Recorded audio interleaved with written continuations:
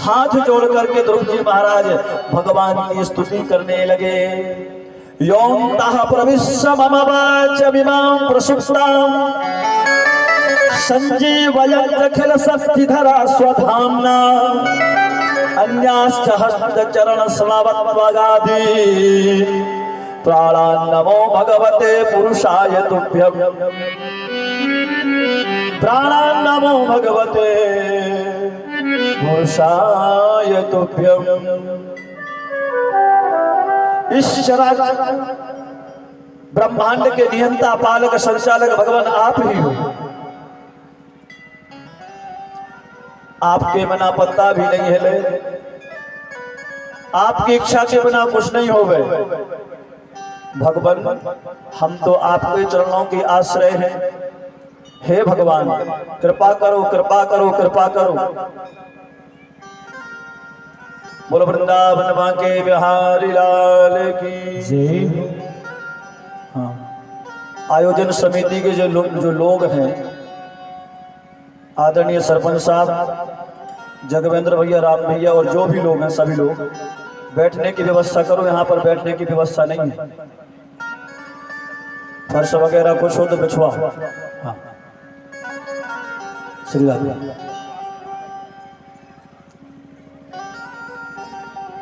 बोलो वृंदावन बांके बिहारी लाल की जय। श्री राधे। सुखदेव बाबा कह रहे हैं ध्रुव जी ने 36 श्लोकों में भगवान की स्तुति करी है। कितने श्लोक? 36 श्लोक। और भगवान ने वहीं पर 36,000 वर्ष तक राज्य करने का, पृथ्वी पर रहने का वरदान दे दिया। ये भगवान का स्वभाव है। श्री राधे। बोलो वृंदावन बांके बिहारी लाल की जय। सुखदेव बाबा कह रहे हैं ध्रुव जी महाराज को भगवान ने कहा कि आप जो चाहते हो सो मांग लो। ध्रुव जी महाराज ने कहा कि बस आपके चरण मेरे हृदय में रहे और दूसरा मुझे कुछ नहीं चाहिए। भगवान ने कहा तथास्तु, वरदान दिया और लौट करके ध्रुव जी महाराज अपने राज्य को वापस आ गए। जिस माता सुरुचि ने ध्रुव जी महाराज को महाराज उत्तानपाद की उनके पिता की गोद में नहीं बैठने दिया था, वह माता सबसे पहले पुष्प का हार लिए हुए, फूलों की माला लिए हुए राजभवन के दरवाजे पर खड़ी है ध्रुव जी महाराज के स्वागत के लिए कि मेरा बेटा आ रहा है। बात समझ में आई कि नहीं आई? हाँ, श्री राधे। अपनी योग्यता को बढ़ाओ, किसी की आलोचना में बिल्कुल मत पड़ो, ना क्रोध लाओ ना चिंता करो। अपनी योग्यता को बढ़ाओ, अपने आप को आगे बढ़ाओ। जो आज आपकी आलोचना कर रहा है, आलोचक है, वही आपके सामने खड़ा होगा आपके स्वागत में, पक्की बात है बिल्कुल। हाँ, किसी की लाइन नहीं काटना है, अपनी लाइन बढ़ाना है। अगर कोई धनवान है तो उससे ईर्ष्या नहीं करना है। अपन खुद इतना कर्म करो कि अपन खुद धनवान बन जाए। क्या ईर्ष्या करना? आज ध्रुव जी महाराज ने यह सिद्ध कर दिया। जगवेंद्र भैया, जहान भैया, जहां पर तू कक्का बैठे ना वहां पर फर्श बिछवा दो पीछे सब लोगों को, बैठने में दिक्कत ना हो माताओं को। जय श्री राधे।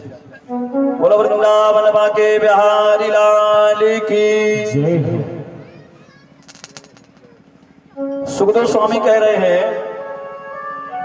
बालक ध्रुव को महाराज उत्तानपाद ने योग्य जान करके राजा बना दिया और स्वयं भजन करने के लिए चौथे पन में वन को आ गए। अब यहां पर सुखदेव बाबा कह रहे हैं परीक्षित, हमने जैसा आपको बताया 36,000 वर्ष अंत में सुरुचि के पुत्र उत्तम एक यक्ष के द्वारा मारे गए, यक्ष के द्वारा। और जब ध्रुव जी महाराज को यह बात पता चली तो ध्रुव जी महाराज अपनी सेना को लेकर के यक्षों की पूरी अलकापुरी पर आक्रमण किया। दोनों ओर से बहुत भयंकर युद्ध हुआ, बहुत सारे यक्ष मारे गए।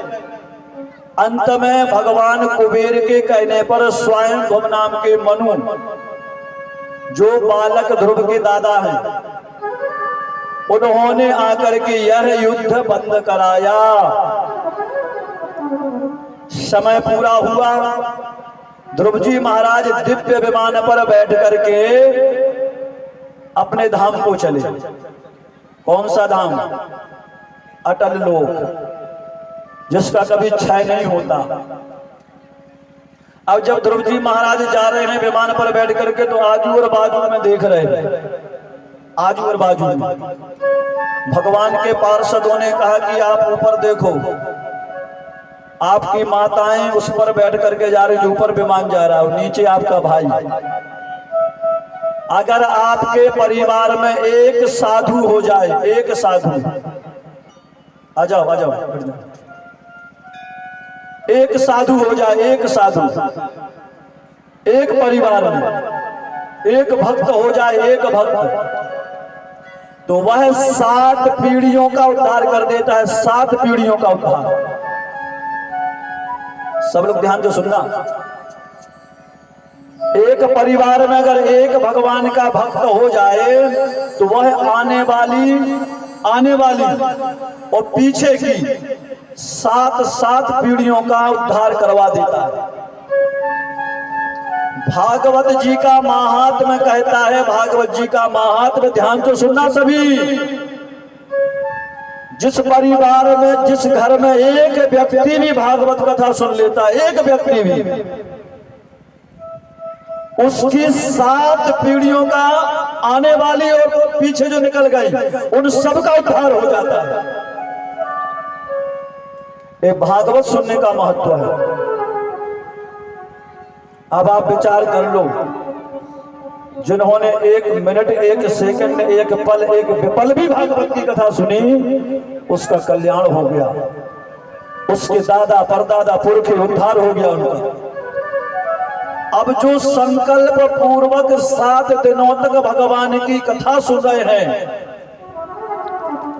उनका तो शेष शारदा भी वर्णन नहीं कर सकते कि उनको क्या मिलने वाला है, उसका क्या फल होगा।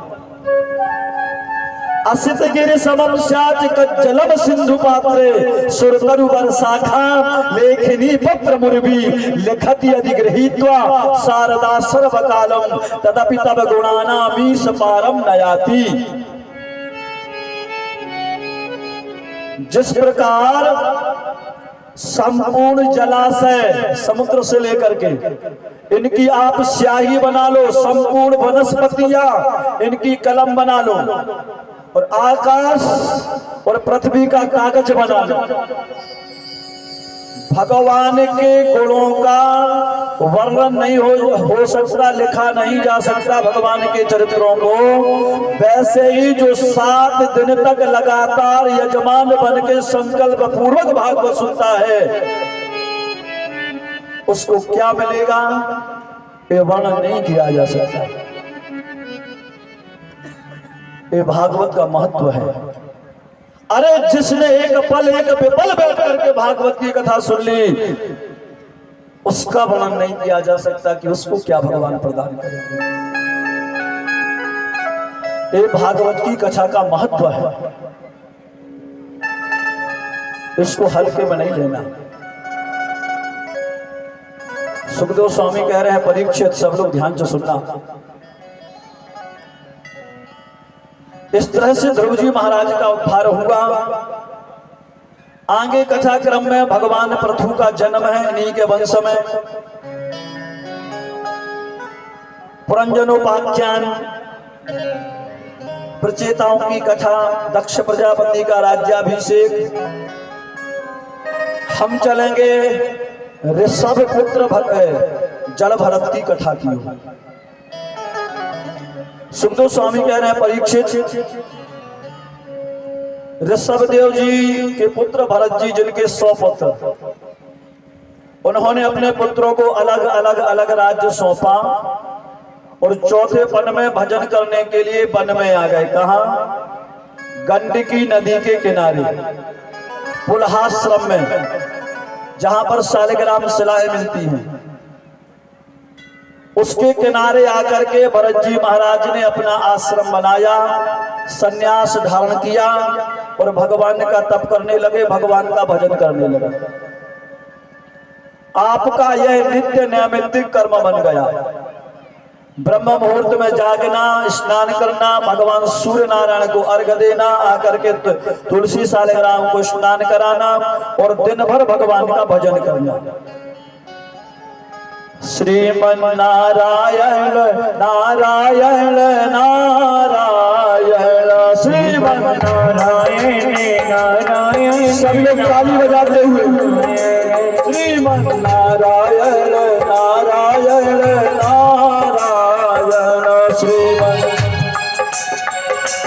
श्रीमन नारायण नारायण नारायण, सब लोग बोलो, श्रीमन नारायण नारायण नारायण, श्रीमन नारायण, ठीक है, श्रीमन नारायण नारायण नारायण, श्रीमन नारायण नारायण नारायण, भजमन नारायण